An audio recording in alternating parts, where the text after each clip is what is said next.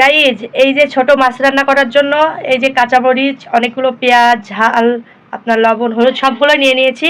এখন তেলও দিয়ে দিয়েছি। এখন এটা আচ্ছা মতো ডলা দিব। এই যে সুন্দরভাবে এটা ডলা দিয়ে হাতের সাথে একটা, মনে করেন পুরো অর্ধেক রান্না হয়ে যাবে আর কি। এই যে এইভাবে ডলা দিচ্ছি। এই যে এদিকে মশলাটা একবারে ঠিকমতো করে ম্যারিনেট করা হয়ে গেছে। এই যে ছোট মাছগুলো এখন দিয়ে দেব। এই যে এর ভেতরে ছোট মাছগুলো এখন দিয়ে দিচ্ছি। এই যে মাছগুলো সব দিয়ে দিয়েছি। এখন মাছগুলো আলতোভাবে এইভাবে নাড়াচাড়া করে নেব।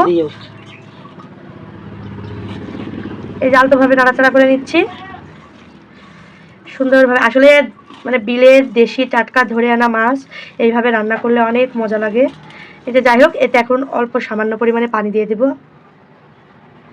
পরিমাণ মতো পানি দিয়ে গ্যাসে উঠাই দিয়েছি। এখন শুধু ফুটে ওঠার পর্যন্ত পালা। তরকারিটা প্রায় ফুটছে।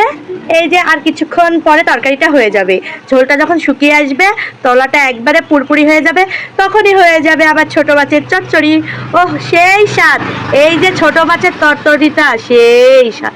আচ্ছা যাই হোক, বাড়িটা একেবারে রাস্তার সাথে, সেই জন্য গাড়ি ঘোড়া যাই যাচ্ছে কান মাথা ফেলা যাচ্ছে না আর কি। গাইজ এই যে আমার ছোট মাছের ফাইনাল লুক। এই যে দেখুন কতটা লোভনীয় হয়েছে খেতে। আসলে কাঁচা ঝালের দিয়ে, মানে কাঁচা ঝালের তরকারি তো এমনিতেই টেস্ট হয়, তাতে আবার এই যে ছোট মাছের চচ্চড়ি অনেক মজা হবে। কেমন হয়েছে অবশ্যই কমেন্ট করে জানাবেন। আল্লাহ হাফেজ।